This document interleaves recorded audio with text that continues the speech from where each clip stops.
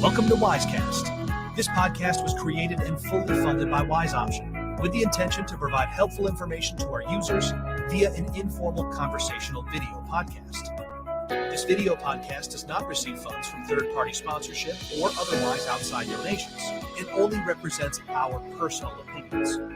We want to share with you our experiences, and it should not be taken as personal, business, medical, or veterinary advice. We do not disclose any of our clients' data or personal information and respect our clients' privacy. This is a conversation between us and our users, but includes information we feel may be helpful to all in the horse industry. If you are not yet a Wise Option user, please tune in and let us know what you think. Tune in while working on paperwork or on the drive home. Even though this is a video podcast, it was designed to be listened to without the video as well. So while driving, please keep your eyes on the road and save your questions for when you reach your destination. If you would like to leave a comment, please go to the Wise Option discussion group on Facebook, where there will be a designated post for the podcast. So, let's get started.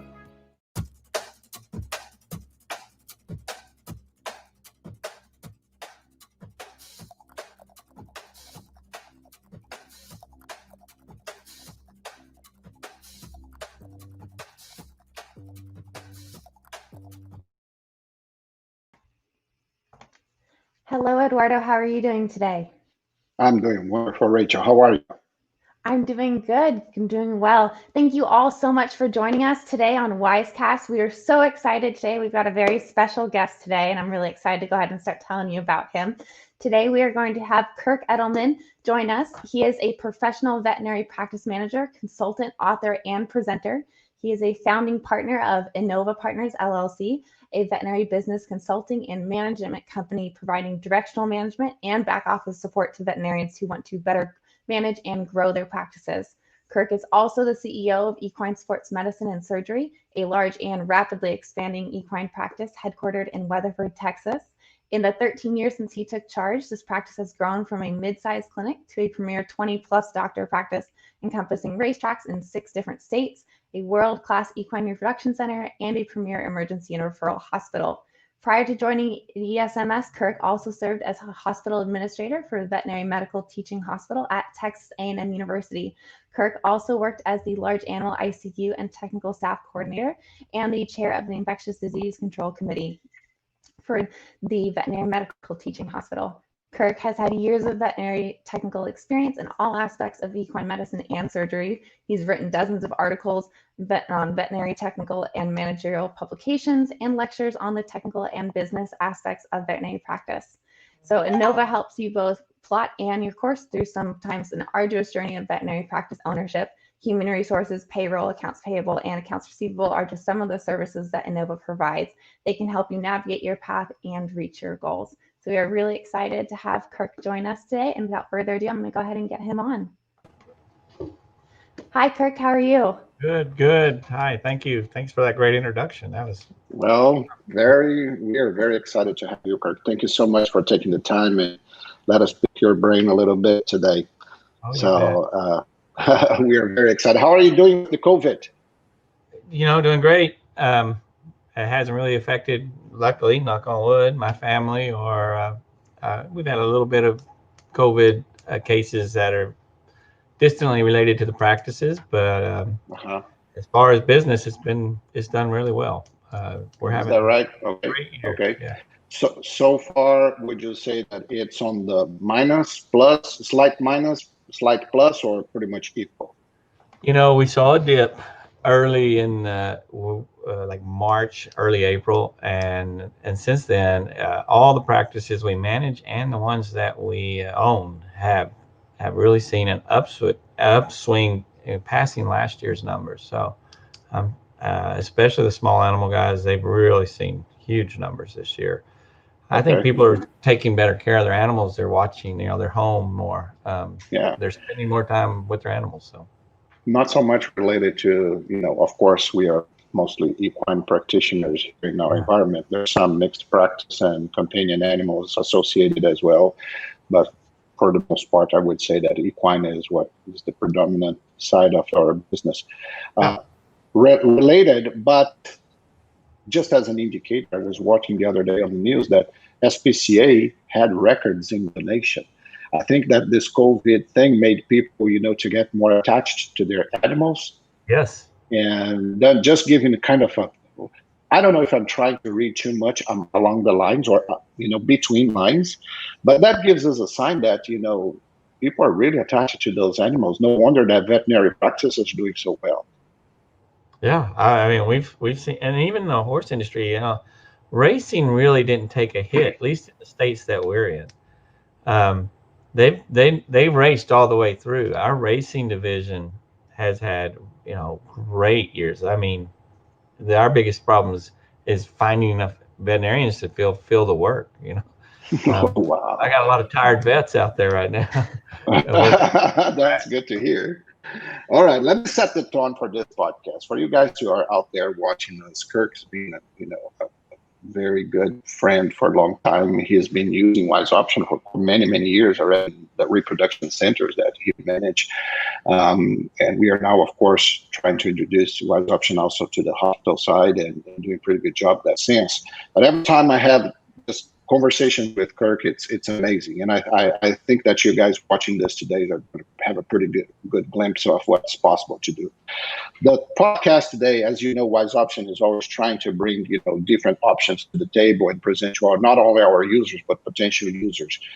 Since we have access to great assets like Kirk and many others, we're trying just to share what we have so you guys out there can have an educated decision as well.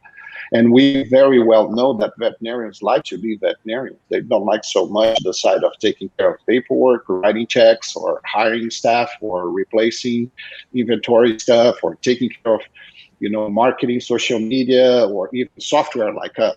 So the reason that we are here with Kirk today is just to have a glimpse, because the service that Innova offers is simply something amazing. And we're going to try to understand today the scope. If you guys out there, maybe fit to a condition what Innova can offer you guys, and understand what type of business classify as good candidates to have that. In other words, I think it is pretty much outsourcing the entire part veterinarians do not like to do. Am I making a fair statement here? No, I think that's a fair statement. That's all right. Why Good our business deal. exists. Yeah. So, Kirk, just to get us warmed up on this sense here, I know that you have a really large range of services that you guys help veterinarians to, free them up to be doctors. But which one would you say that are the highlights that you can help doctors to free them up and really be back touching horses? Boy, let me think about how I'd put that. I think the number one service that doctors find most helpful with us is having a management consulting type person that they can ask questions to on an ongoing basis and get, an experienced answer and say, okay, I've tried that doesn't work. Don't, that's a no trail, go down this other trail. And then financial control is probably would be my second. Being able to know what your finances are, know your numbers, they're correct numbers. You can't manage if you don't have them. You're guessing, and you're guessing wrong so much of the time. But bad data equals bad management, and so that's one of the things that we really focus in, and that helps with bringing in making good decisions. But it also, we find a lot of theft in practices. You'd be surprised how often we find it. And we put a lot of controls in place so that there's no one, even the owner can't be stealing from their own practice, without it being obvious. So we it's one of the areas that just that peace of mind, that knowing everything is being monitored, checked, and it's controlled. You have control over your practice. I think you said a pretty good thing, because, I take myself as a business owner here at Wise Option. I love doing architecture. I love doing designs, getting challenging in working logistics. But every time you tell me, hey, you have to look at the numbers. Let's do a tax return. Let's, do accounting. That drives me nuts. So I just want to have fun with my code. Yeah. And here's one thing that, you said that although, we get nervous and literally dread the situation of going to the office sometime. If there's one thing that gives me personally as a business owner anxiety, it's the surprise factor. I finally could put Wise Option in a good way because today we have our planning, at least cash flow wise for the next 3 years. I know in advance what's going on. And I cannot, exhaust words saying how good it is, the feeling, how well, it is to sleep at night knowing your cash flow for the next months ahead. The surprising effect. And just like you're saying, most doctors out there are just guessing. They're just going with the flow. Yeah, I mean, and it's they're busy. They're curing animals and practicing veterinary medicine, and they didn't learn most of this stuff in vet school, and yet they're running a business and they're doing entrepreneurial things, and it's an adventure. Well, I'm pretty sure that you are specialized in vet practices. Practice management is the core. And what would be the most traditional type of business that you have, in your portfolio? It's more like solo practitioners, small size practices to the large size. Percentage wise, how would you describe this? The shares among your clients. Believe it or not, it's that 1 to 4 doctor practice is the majority of the practices that we manage. And we do manage some large practices, and we've managed some really large practices in the years past. Typically with the bigger practices, it is they bring us in to get them through a hump or to establish their systems and put those in place, and then we hand it back over to them. In other words, you can work as an ad hoc, come help them to untangle the knots, put things back on track, and off they go. So we'll come in and put our systems in place. A lot of them they have managerial people, or maybe they've lost the managerial people, and they really don't know how to add or what systems they need. So we'll put in bill paying systems, accounting systems, HR systems, and then we're kind of out of the picture after that, and then we back out. And it's more of a project base. And then we have those that are smaller, and they get a team of 18 people that are professionals at what they do for a small fee, enough to basically what they'd pay one employee that may or may not be experienced in all those areas. So they'll have a full master's degree accountant, master's degree HR people, IT support people. They need to figure out how come this printer's not working. We'll work with, we've got a team that does that. They have practice management problems. We work through them. They want to talk about strategic planning. We can facilitate that. So for those guys, leaving isn't really something they want. I mean, they can't leave and do it cheaper necessarily. So they tend to stick around with us longer than the big guys. Oh, I see. Okay.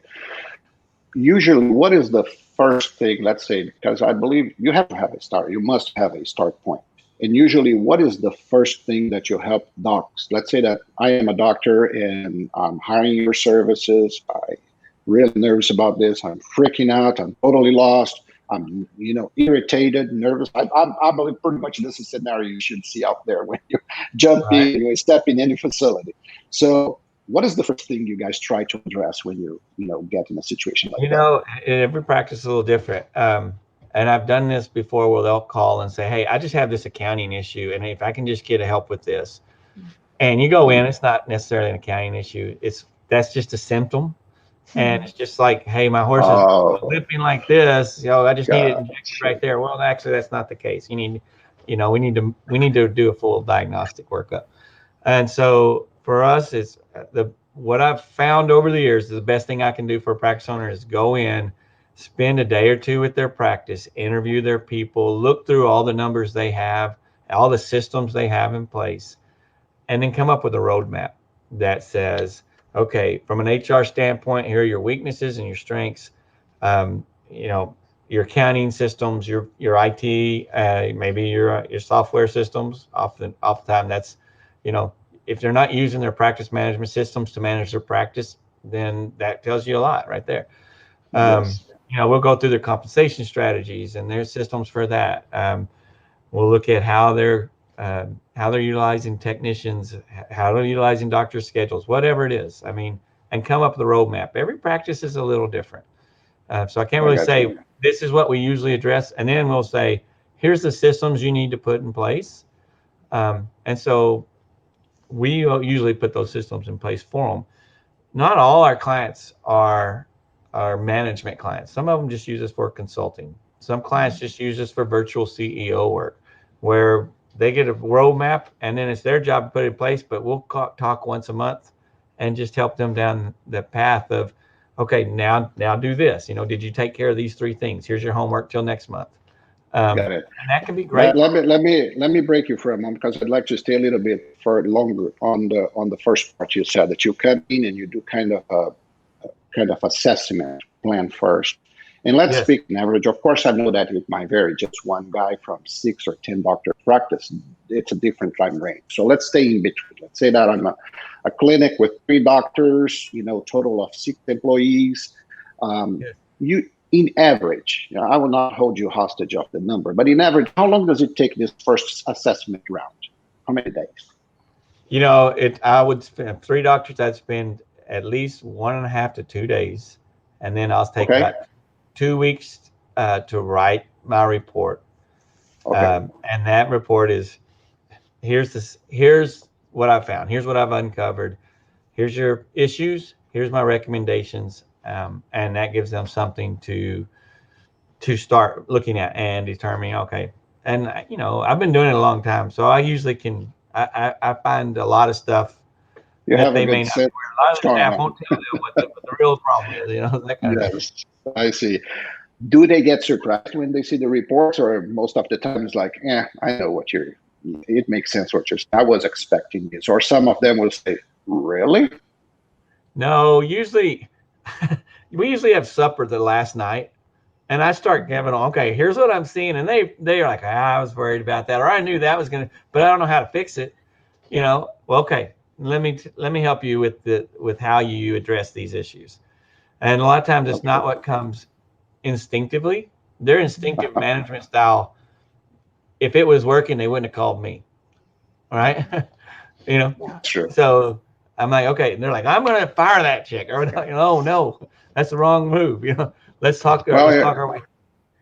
I just listening to you, it sounds to me like a huge relief when the doctor is saying, okay, here are the problems, and we're going to help you to go over this, just so they can go back to the fields knowing that somebody is processing all that information and trying to find solutions for those problems. That Absolutely. liberating for them to start. I bet that even production charts go up the roof just because they are no longer worried about those things. Well, and so there's a lot of research actually done by AVMA, and used to be the Commission on Economic Veterinary Issues, ECVI, or something like that, National Commission on Veterinary Economic Issues. That really showed that for every hour, how much dollars, and it's old data, but how much they would lose, a practice loses if an owner / veterinarian is working on management versus practicing. And on average, they're losing about 60 hours a month if they're doing a decent job of managing, and they end up losing thousands of dollars, every hour, or not every hour, but every day that they're managing, versus just go out there and produce, oversee the operations, but don't worry about all this management, administrative, back office stuff, because that's not very productive for them. And next, you mentioned about, okay, here's the plan. I believe you're going to help them solve. And sometimes, do you step in with your people and do stuff? If that's what they want. Now, not all of them hire ANOVA. They may just hire, hey, you come in and do a management consult. And so that's what I'll give them, is just a consult. And it's not written that, hey, you have to hire me. You may have people to do these things, or you may know someone that does it. If you don't, we can be your fallback, or we may be the answer. And a lot of So times, you're go not ahead. just the one pointing the finger at the problems. You're saying, I can solve this for you too. Yeah, here's the solution. You may not have the people to Exactly. solve it, Yes. or you may be able to hire somebody that can solve this one, or you may know somebody, or somebody on your staff's in the wrong seat, and they would be ideal in this other seat. Yeah, there was a time that consultants used to be a guy who comes with his fancy briefcase and just tell you a bunch of things that they know. You already know. I think that the flip side today is that no. We are prepared for the problems, and we're going to show you solutions to the problem. I think that's the big difference today. Yeah, and I mean, the fact is, we do this. I mean, we run our own practices, and it's not just consult. I'm not saying I think this is how you should do it, or this is what we do. I mean, this is what we do every day. We're not just telling you how to do it. We practice what we preach. And I know if it works, it does. Or I can say, yeah, I'm still struggling with the same problem you are, but here's what I've done, and it's helped a little. And maybe I don't always have the answer. Okay. Well, I'm here, sitting with you in this conversation and trying to think like a prospect, like as if I'm a doctor who's about to hire service. And one of the questions that come to me, well, first of all, with my Brazilian accent and the way I used to think in Portuguese, I usually tell Rachel, if my question doesn't make sense, don't be afraid to ask me to repeat, okay? But one thing that is coming to me as if I were about to hire service is, okay, some of the questions. One of them would be, I know that you don't have an exact answer right now. When should I start seeing things going the right direction? How long does it take for me to start saying, I see where this is going? Well, that's a great question and a hard one to answer, because it depends again on the practice. But in general, once it takes about 2 months to start getting our systems in place. You will see immediately if we come in and are the practice management solution they want to use. You'll see some rebellion oftentimes, because it's just because it's change. People don't like change. And a lot of people feel threatened. Oh, they're taking my job. No, we're not. No one's ever lost their job because Innova came in and helped them and took over. All we've ever done is made it where they may have to change some job. They may not be in a job they're suited for. We can usually find a better spot for them if they'll work with us. But usually by between 3 and 6 months, you'll start seeing things start to really line out. And there's systems now managing things. People are getting comfortable with it. And usually by that 6th month and on, they're like, man, I am so thankful for you guys. This used to be such a headache, and you guys have handled it. And I can really see an uptick in revenue. I can see a decrease in problems. I'm sleeping better at night. That's the idea.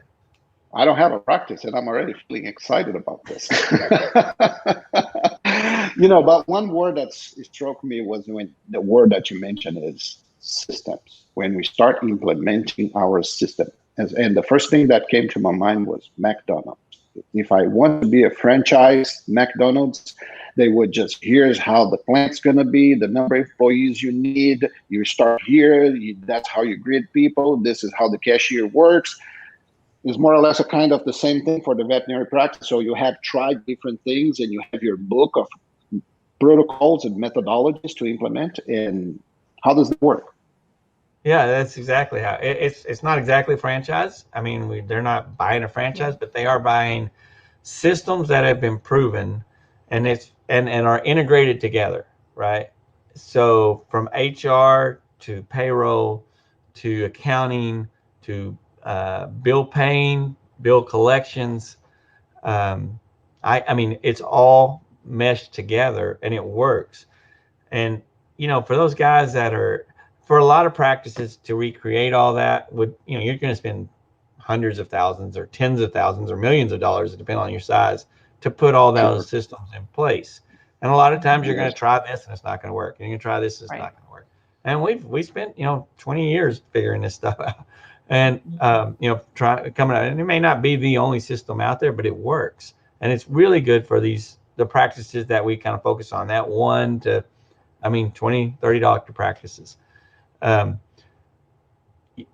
I would say, if you're like somebody who's trying to buy or sell, and I may be jumping ahead, but you're trying to buy a practice or you're trying to sell a practice or you want to start a practice. I mean, there's getting systems in place is huge, because every business, regardless of what you're selling, whether it's veterinary medicine or cars, you need a business system, and then you put the product in, right? And it should be specific to it, but the business system itself, when you get ready to sell your practice, let's say, even if you're the guy starting it, and you're getting ready to sell, what you're selling is a system that's going to keep making money after you're gone for whoever buys it. Mm-hmm. Well, if you are the system, our mom does the books and I'm I do all this and this. Well, you can't really sell that. That's not a great business model, right?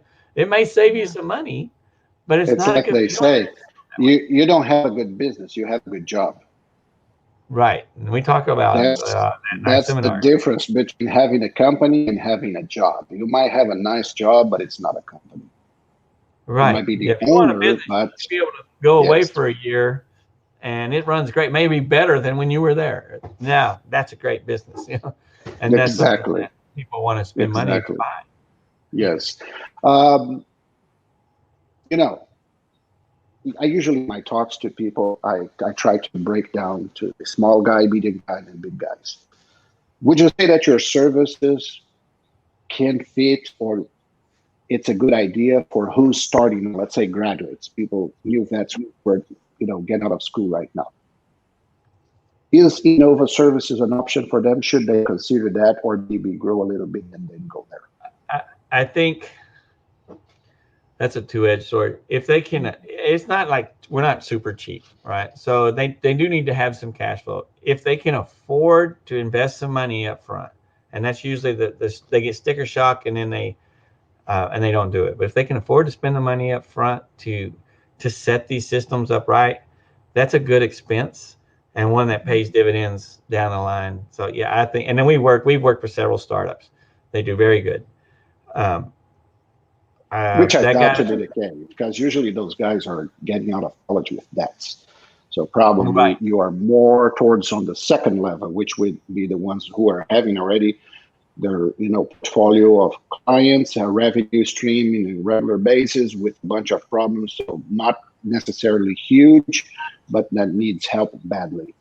Yeah, and those are actually more challenging. They're one or two doctors, typically one, and maybe they've hired an associate, and they'll call us because they're at the end of the rope. I mean, they're ready to close their doors, and those are the ones that you go, okay, you look at all the things they've put in place, and they've probably made some mistakes along the way, or they have, and now there's a lot of undoing what they've done, and so that was lost money.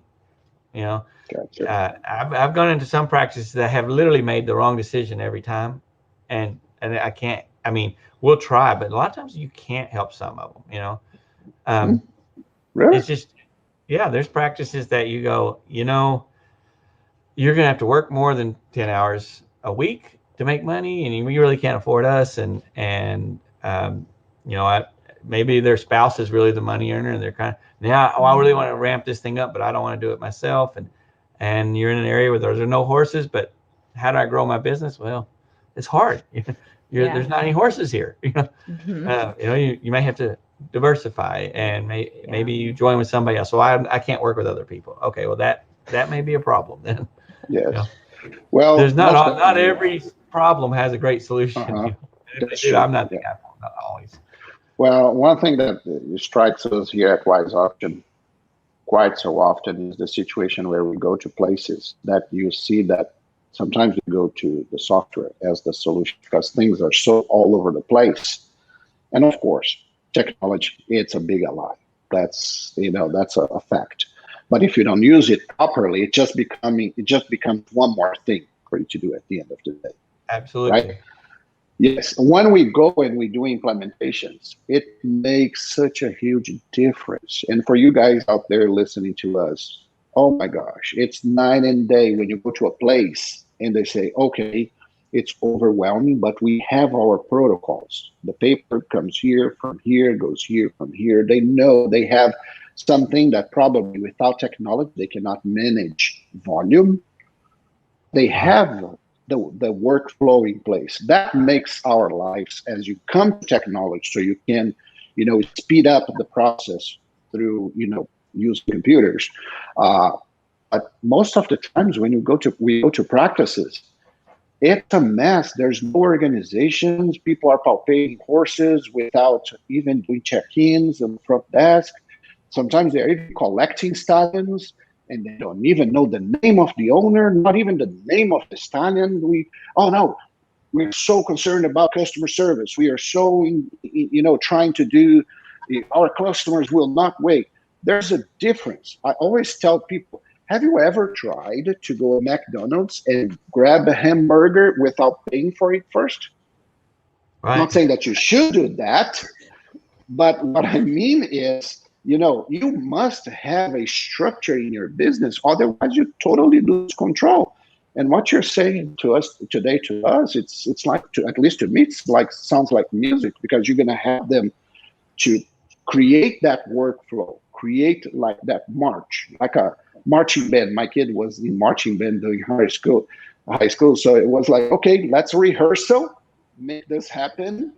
And when we are making the presentation, boom, it's a show. I'll tell you, and take that a step further, and this you can relate to. And I've worked, with integrations, new software coming in, and oftentimes you say, okay, what do you want? And that's the hardest question to ask anybody, especially practice. Okay, what do you want? How do you want us to set up your codes? How do you want us to set up your profit centers? How do you want to see your data? Right? Oh, boom, I have no idea. No one's there. That's one of the things I love to help them with is this is the data that's really important. That'll help you manage your systems. But we have to put that data in a certain way so that it's meaningful when we get it out and we start bringing it in with your cost data. That's a huge benefit. And I know for oftentimes it's really hard for software guys because you're saying, okay, how do you want me to set it up? And they have no clue how they want you to set it up. And that's, that's not their expertise, right? And so I think when we can work with a practice, add integration and help them, okay, this is the end game. This is our goal. This is what we want to be able to track and see and manage. This is how we're going to have to put it in. This is how we have to record that data on the front end so we get great information on the back end. Yeah. And when we can do that whole thing, that's when everything works so much better together, and they're not happy. They're so much happier with their software that way. In our case here, for example, one of the struggles that I still cannot think of the better day when we moved from license sold to subscription, because we are no longer trying to just sell, copies. We are more making sure that current users are happy and it's working and improving and they're growing and it's easier or more volume with the same staff and stuff like that. But it would be so much, every time we try to bring software, and I believe it's related to your stuff as well, it's the fact of doing changes. People don't like changes. Right? So every time there's nothing more traumatic, at least impression. Sometimes people say it was not that bad. It's to migrate from one software to another software. That's really scary. It's one of the most painful things you can do in a practice. Yes. And so necessary, but it's so hard. Yeah. I don't know if we are ready, with no longer with the burnt skin from the sun. We already cured a little bit. But, to me, it kind of, it's part of our rhythm. So we have to do software migrations every, now and then. So and like I say, usually I say, people come from, I don't know if I'm going to do this. And step number 2 is, oh my gosh, what was I thinking when I started doing this migration thing? Phase number 3, it's when we pass the chaos and they say, I should have done this earlier. So much better.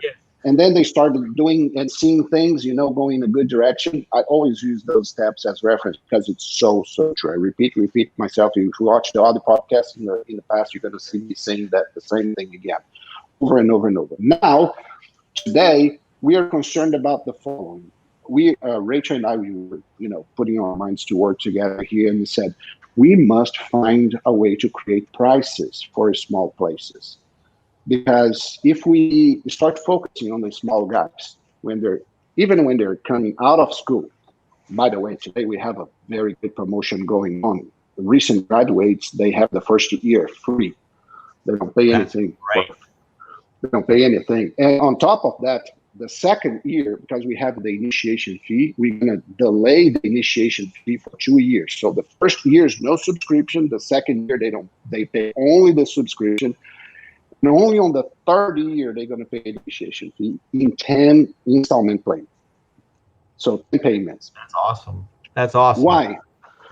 I truly believe today we are the only company today that offers, from top to bottom, because usually they're going to hit a cap on the number of what the system can offer.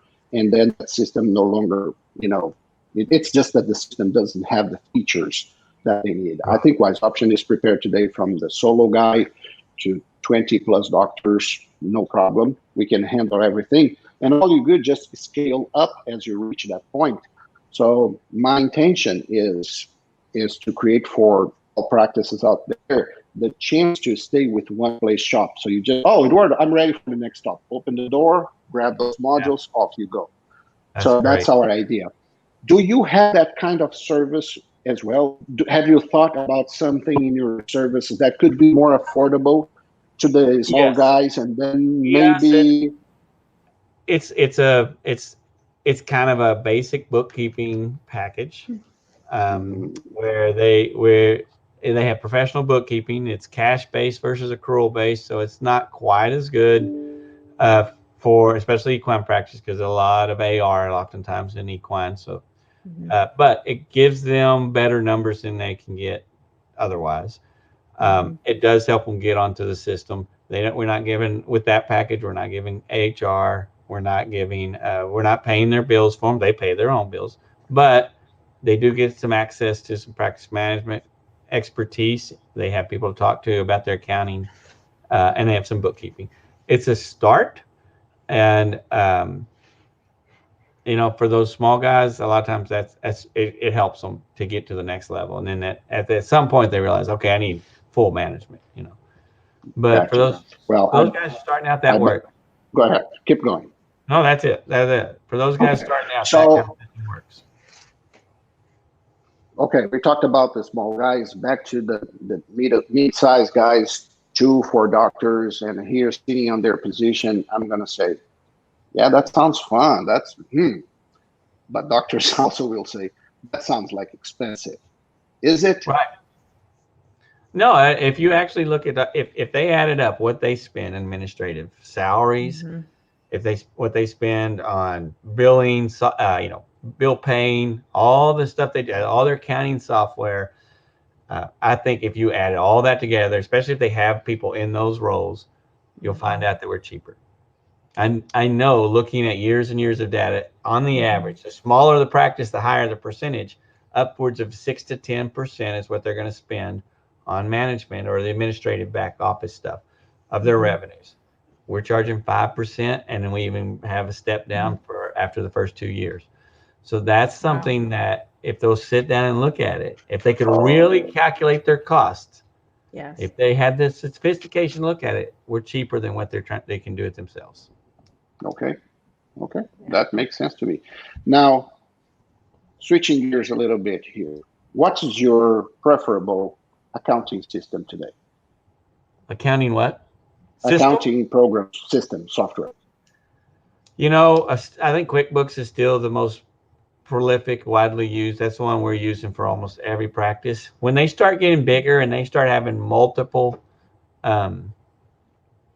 companies, so you've got a lot of intercompany, QuickBooks is cumbersome. They're working on it, and so there's other solutions. But for most practices that don't have a ton of entities, QuickBooks is still the one we use, and that's the one we go for. And when I'm I'm going to make one statement here to you, and I'd like to see your reaction to that statement. We often come to our clients and say, guess what? Wise Option is integrated with QuickBooks. And you can get whatever you do in Wise Option and have Wise Option today talks to QuickBooks and simply dumps the data. It can go from just totals for each profit center or task category accounts, or even to the extent you can tell Wise Option to enter into QuickBooks every single invoice, every single transaction, every single procedure. Wow. But when we offer that it's not rare. Some of them get excited when we say that, of course. But often we see doctors saying, you know what?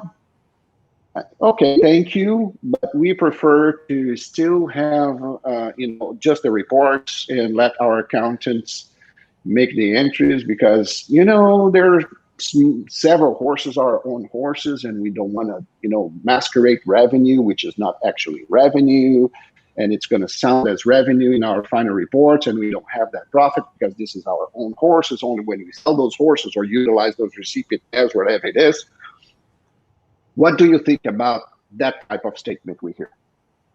I think it's incorrect. Let's just say that you can, just because the data is in QuickBooks does not mean that you can't still utilize all the information, or if you want to say, hey, I'm going to trade this in barter, you can take stuff out. I personally prefer to have summary data and not every transaction. So summary data is way better, in my opinion. You can hide things like that if that's what you really want to do. I can't imagine anyone saying, I don't want my revenue and expenses lined up. And that's what they're saying. I really don't want to know how to manage. I don't want to be able to see the real numbers. And I don't want to really I just want to see the bottom line. But when you can line those up and you can really make changes to affect the bottom line, that's the key. In companies out in the world, the big companies spend billions of dollars to make their software do this. They have SAPs and all those other kinds of systems that are revenue and expense systems merged together. The fact that you can do it for a very modest cost is, who would not want that? I want to slide under the radar. No, you can still slide under the radar. Oh, Kirk, I should have had you earlier in this podcast. Oh my gosh, because I was so nervous. We put really a good chunk of money investing in our integration in QuickBooks. And so far, people don't get that excited. Of course, I should say that a good chunk of our users do get excited. But I was worried that just listening to you that it seems that we made the right move, right? Absolutely. I'm so excited to hear that you've done that. Remember, when we talked, I was like, hey, this got to happen, That's a huge advantage. And there's multiple softwares out there say they do, but they're not really that good of an integration. Gotcha. Not necessarily in the equine space, but in the small animal space. There's some that do it well, some that don't. I must say that QuickBooks, Intuiti, the company that produces QuickBooks, until 3 years ago, they were like a black box. You didn't have access. They were so bombarded by, regulations and, after all, they deal with financial institutions, right? They do all these transactions. They read your statements and they reconcile these statements into you. So I can get it. Now they got the picture about APIs and all the lateral things technology allows us to do. And now they're saying, hey, vendors like us, Wise Option, you are welcome. Come here. We are ready for you. And the last 3 years have been a blast. So I think how other companies is doing. Is your integration with QuickBooks Online, or is it also server-based? Online. Okay. Online. For most practices, that's fine. Right. Yeah, because, let's be honest, the software, the local one, is a dead horse. We will not waste time because the future, there's resistance still, and there's a learning curve. But my feeling after talking to several doctors out there, especially their office managers, Right. they will say, yeah, it took me a while to grab an idea how the online version works, but I'm already comfortable with this. And I think it's the same thing when they're moving to other systems to Wise Option. There's a learning curve, no matter what, Absolutely. right? Yeah.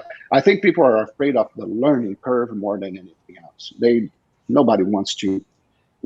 I think what I'm trying to say that most of us try to stay in our comfort zones. And Right. moving us out of that zone it's something that makes anybody nervous. All right. So you said that QuickBooks integration it's a good thing. And now also I'd like to hear from you. Do you also provide help with payroll, and which is the system you prefer out there? Well, we use QuickBooks, but we also use different timekeeping software. I think ours right now is called iSolved, and we've used T-Sheets. But and in certain practices, depending on what states they're in, have some regulations. But QuickBooks is our preferred. Actually, the QuickBooks payroll module, we can handle their quarterlies with that. We can. And with the timekeeping software integration into QuickBooks, we're able to see where people can clock in on their phones.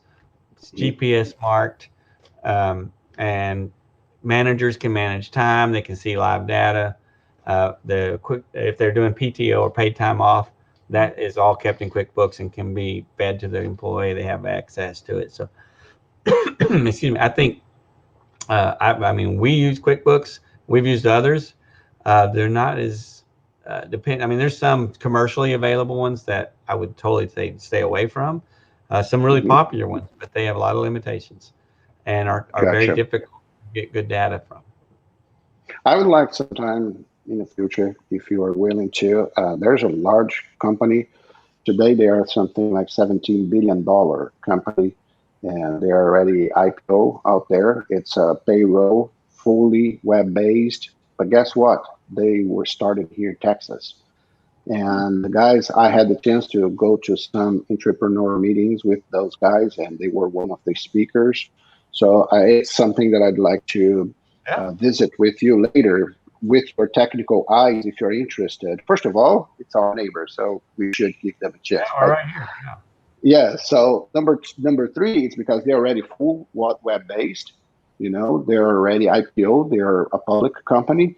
And they sounded to me very open for integrations. Like, Wise Option could integrate a number of hours and, shifts and stuff, feeding the software. So something that maybe we should visit together. Okay, let's move on to something else. Our time is going and I still have questions for you here. How about inventory? Purchasing drugs and finding good deals, good, prices out there and replaces inventory. Can you help doctors also with that? Oh yeah, we have, and we actually help them with their management side of their inventory. But we have contracts in place with the major vendors, and even some of the compounders. Any price differentiation, discounts reserved for so your? I'm saying they get our pricing, which is basically very similar to what they would get if they were a VMG practice. I can't say, depends on the vendor. Some vendors we can beat, others we can't, VMG pricing, but it's always really close because that's pretty much that's about as low as you're going to go anymore.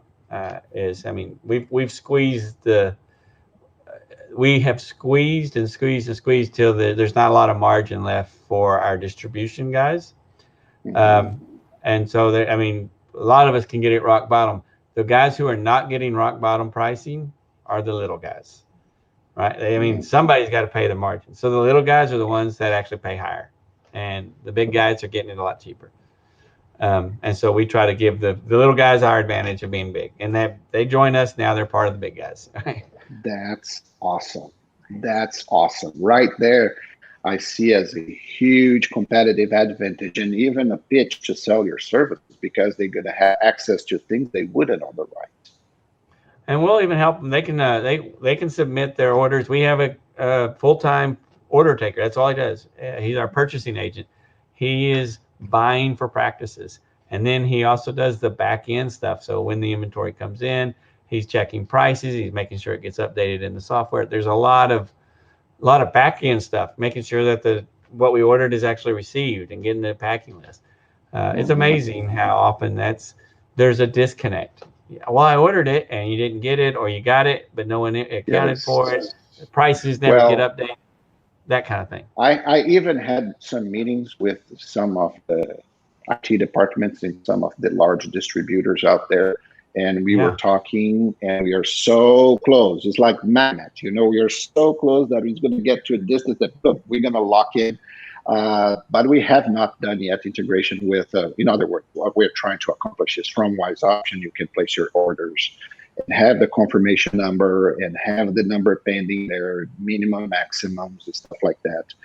Because we are in the cloud now, so possible, so doable. Unfortunately, that project for us is on the back burner because we are so excited with the mobile app. We're trying to make the things on the mobile app so more independent. But this one is coming in the short term as well. Glad to hear that. I think is huge plus. When you do, before you do, let's sit down and talk about some of the. I mean, a lot of software does it, and you'll find that a lot of practices will not use that feature because it's not as user friendly as going to the website, and you don't see all the data always.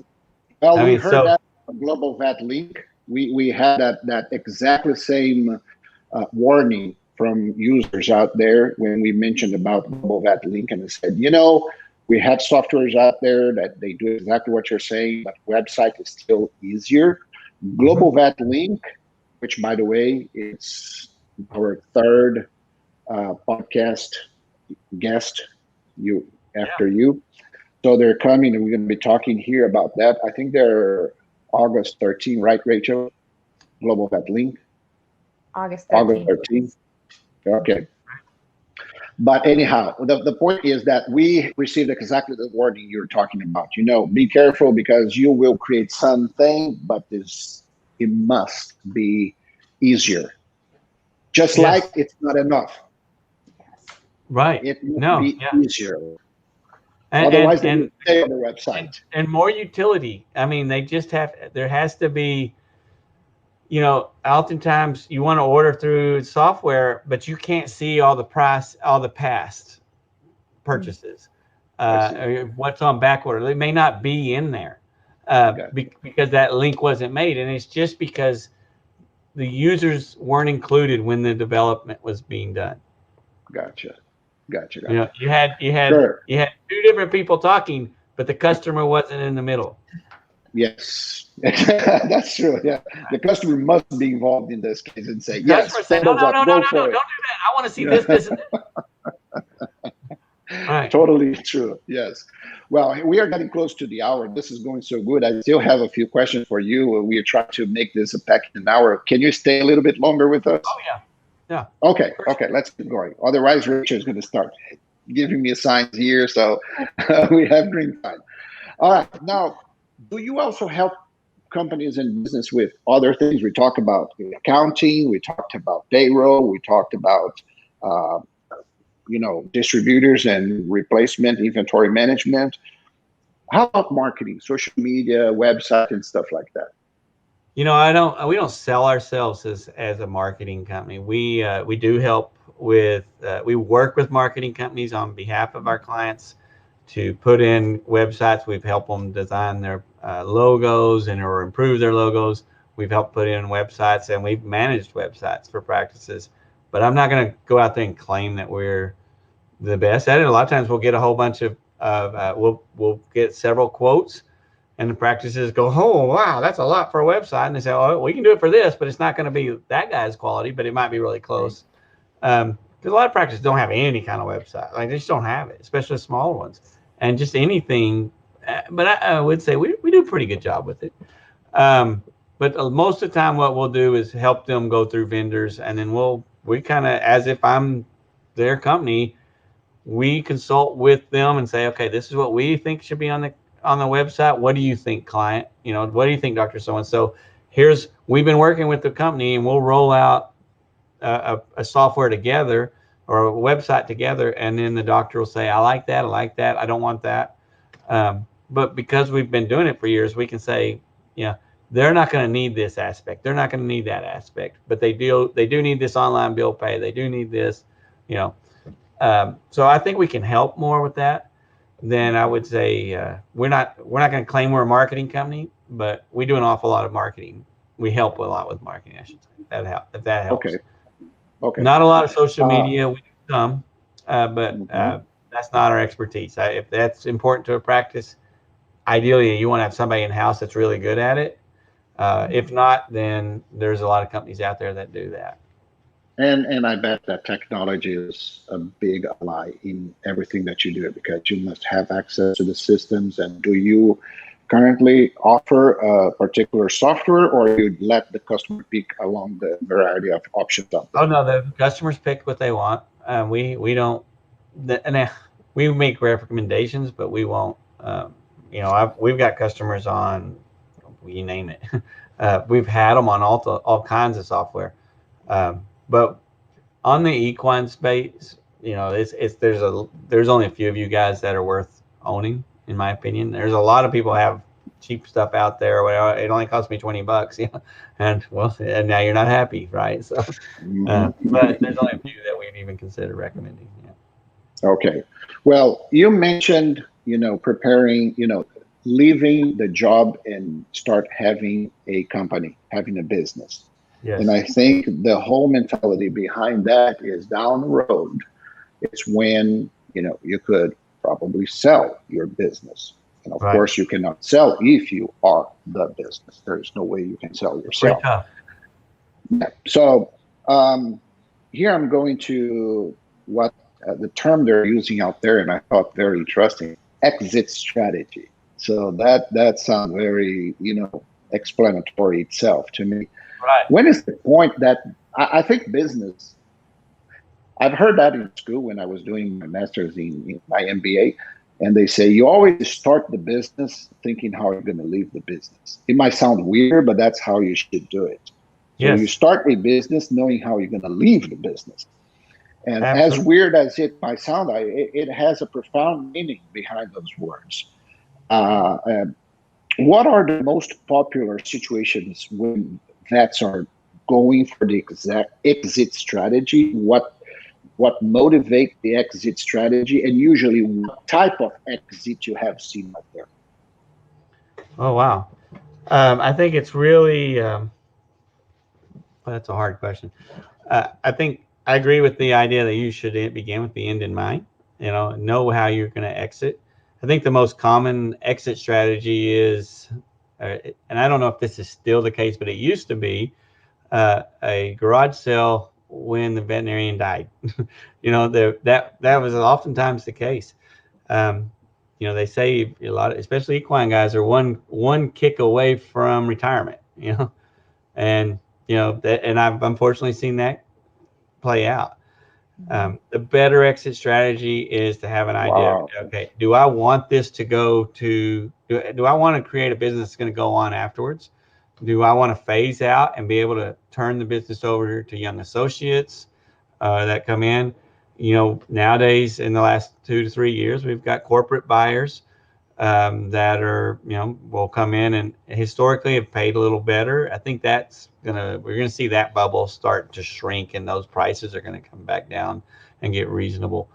But I think, having a system that makes money is number one, and that works without you. You can then kind of pick what kind of buyer you want. Oftentimes what happens for so many vet practices, especially equine practices, is their real estate becomes more valuable than the practice. And eventually they just kind of close their doors and sell the real estate. So that's what they're banking on. And it's unfortunate because if they would put their efforts into really growing their practice, you can sell a practice and the real estate either to the current buyer or sell the real estate to somebody else and move the practice. But what happens so oftentimes, they build outside of town, out on the outskirts, and 20 years later they're downtown, or their town's grown up around them, and their practice becomes the land's more valuable as a strip mall than it is as an equine practice, and so they just sell out. And I think that's unfortunate. I think they leave so much money on the table that could have been sold, and that business had some value to sell to somebody else. But see. I see it a lot. Well, I am a witness of seeing practices that I would tell them as a orchestra. They are in tune, they're moving good, but they don't have that in mind. They don't have frictions. They have a staff that is pretty happy what they do. You get into the place, you see smiles, you don't see stress, and people are busy. That's good in mind. But the doctors are working like crazy. The doctors. So oftentimes you're going to see the doctors having a hard time and the staff having an okay time. But, the doctors are the one who are really rowing the boat up the river. So I don't know, but sometimes I see that doctors with a brilliant mind that it would be nice if they start diversifying in doctors who are getting into the business so they can become more kind of mentors, technically wise, monitoring those guys who have hands-on. And, so that where us as software company can revamp and give put the gas pedal down. So, okay, we are prepared for the data. We are prepared for compensation. We are prepared for commission. We are prepared for the crazy reports that we need to generate. We are prepared for inventory management, all that stuff. And you guys with the methodologies translating, I see us, being very good partners there to make each other's life easier and helping this company. Because oftentimes I'm going to see, doctors with a brilliant mind, but they don't have the time to think, strategize their growth, their next step, until just like you said, I never heard that before, but it was so well put. They're one kick away. Yeah. Unfortunately, that's the case in that, that plant. I've been blessed. I've worked with some guys, and my partners in Innova are veterinarians, and they thought ahead and they let their egos go away, and they spent a lot more time growing their associates than they do adding cases to their belt. I mean, if somebody calls, they would much rather hand that case to an associate and let that guy take it and grow his practice than they would take that case themselves. That does not come natural to most equine veterinarians anyway, who are, hey, I'm the man, I'm the guy, I'm going to go save that. I'm going to be the hero. And it's really tough for and this is a very general I'm painting with a broad brush. There are always exceptions. Of course. But it's tougher for a lot of times for equine guys who are very rugged, independent, and used to being the hero to turn caseload over and say, you know what, I'm just going to go fishing.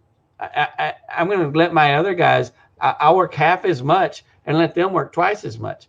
It's rare to see that in the owners. And if those guys would do it, that I've worked with 3 guys who do that and are masters at it and who have life outside of work. And I see a lot of guys who life is work. They have life? They have great life. They don't work half the year. And it's awesome. And I use it as an example. Look, these guys work part of the year and make more money than most veterinarians because they knew how to grow a business. And they hired management right off the bat, and we grew the business with them. What I hear you saying, it's all about planning. It's all about planning. You must have a plan. It's like you might have the power, you might have, the machinery, you might have food tanks with fuel and everything, but you don't have a Google map prepared. You don't have a destination. You don't have a compass. Right. So you don't know where to go. That sounds to me like, very, very frustrating. And people just keep spinning, losing all that power like the dog chasing the tail. It's crazy. Okay, crazy. I'm going to touch a subject now here with you. Not planning to open another can of worms, but probably it's going to be for the next podcast, but I would like just to visit a little bit about that. So don't worry to go deep. I'd like to talk about mergers and acquisitions. Okay. briefly, don't get scared. This is just, but we are seeing this trend today. Maybe this is a topic just for one specific podcast. I had the pleasure and honor to sponsor Innova's last summit in Montana, which was an awesome trip. Thank you for inviting us for that. And I learned a lot. And I saw that the activity on that end is happening way more frequent. It's way more active than I thought it would be. Absolutely. What are, again, we're just touching the surface here. We'll not dive into this, but what is the frequent case where doctors should start thinking about merging with a large, or selling and just being a doctor and being part of a bigger thing? I think a lot of that's personality driven. Because some doctors just don't want to be partners. They don't, the idea of having to ask somebody rather than just telling everybody what they want, how it's going to be done, is really disheartening. But if you have that mindset, that you are capable of being a partner, and it's not just having a good partner, but being a good partner, if you can do that as a person and as an owner, then you really should look at merge. There's no faster way to grow your practice than merging. I mean, when you merge with another practice that's equal size of you, you're double, right? And you can do a lot more as two than you did as one, including taking some time off instead of being on call all the time. There's things that automatic benefits. And if you can take two companies that are similar. How about the side where you lose? What do they lose? They lose control. They lose some control, or at least they perceive they lose control. They are not the only sayer. That's to me, that's the biggest downside of going from especially solo or one owner to having partners, right? And partnership can be a minefield especially if you don't spend the time up front to set up all the rules and all the scenarios. And that takes a good attorney, and as well as that knows this industry, as well as a coach that can help you, like, okay, what happens if this happens? I've seen it. What happens if this happens? Here's some options. What happens if this happens? And make sure before you ever decide to merge with somebody, you know the rules. You set out, okay, you're older, you're younger, you've got 4 kids, and your 4 kids have already graduated college. You are in different areas in your life. One might be wanting to work more, and one might be wanting to work less. How do we compensate when you both are 50% owners, right? We need to work through that at the beginning. And you can have a great partnership if you've set all the rules up front, and there won't be a whole lot of ill will towards each other, right? But I'm a strong believer in mergers. I think the partnership, when you see, and I've lived this, you put practices together, they are so much stronger. They can have all the toys. They can hire associates. They can have a life. There's a lot to it. But the issues are, you do have to give up some control. You're not the only one that you have to think about. You have to think about what your partners think. Correct me if I'm wrong, but my impression, and it's that there, in regards to this topic, there's out there this huge conglomerate of large groups buying practice, and they're huge. They have hundreds of practices. Right. And also I've seen out there, kind of smaller, and number, I would say, dozen of practices, and they're getting together and they're in the process of growing, but in a more organic way, instead of just hedge funds buying businesses, Yes. But I believe if somebody is considering that as an option, which one you like better? The big ones, because they have a huge infrastructure behind, or the mid-sized one, more local, more regional, that maybe maintains a little bit more the culture of the area and the company? I don't know. What are your take on this?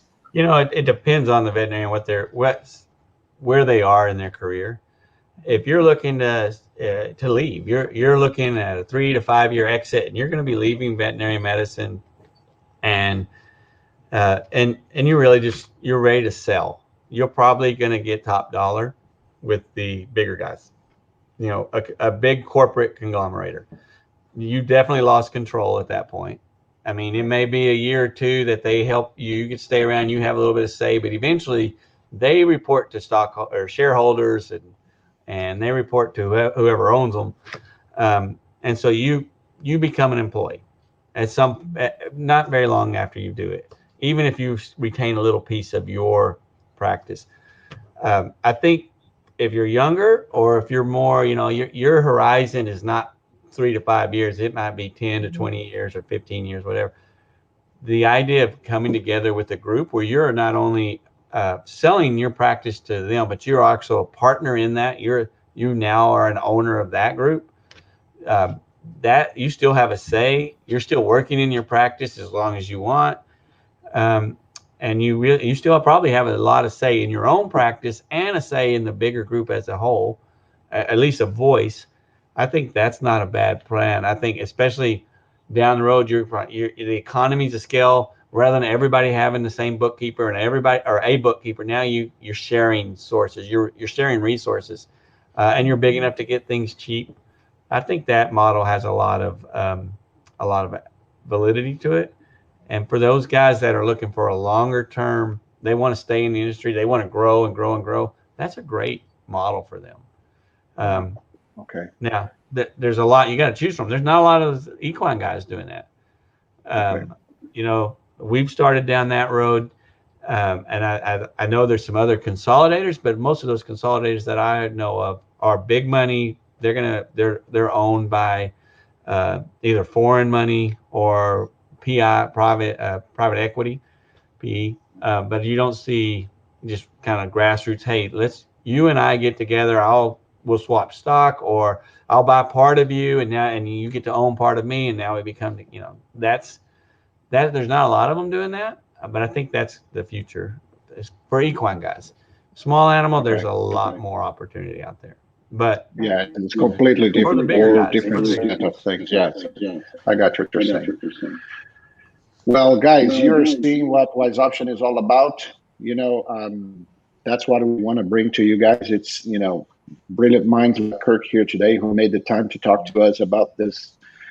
You know, it's going from so many talks we talked today. Kirk, thank you so much for being with us. Thank you. Thanks for the opportunity. Appreciate it. I'm pretty sure that you're going to hear from some of our folks. We encourage our people, you guys who are watching us out there today. You know, as you can see, there's room for talk and there's help out there. There's people interested in helping you. This is what we do. Wise Option is here. If you need some help on our end, please consult us. We are here. As you can see, we're trying to go and doing something completely different what regular software companies are doing out there.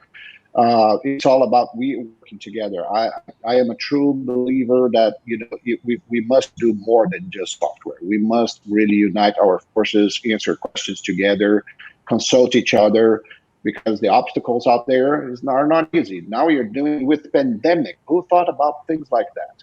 But one thing is, I can tell you, it's possible to have fun at the same time, and that's what we are doing. We are having fun with. We crazy enough, we love what we do. So, Kirk, huge thank you, man. Appreciate it very, very much. So, we're gonna have new podcasts coming. Rachel, give us an idea, and I think, Kirk, I'm gonna let you have the last word, of course, if you want to say something, and just my big thank you.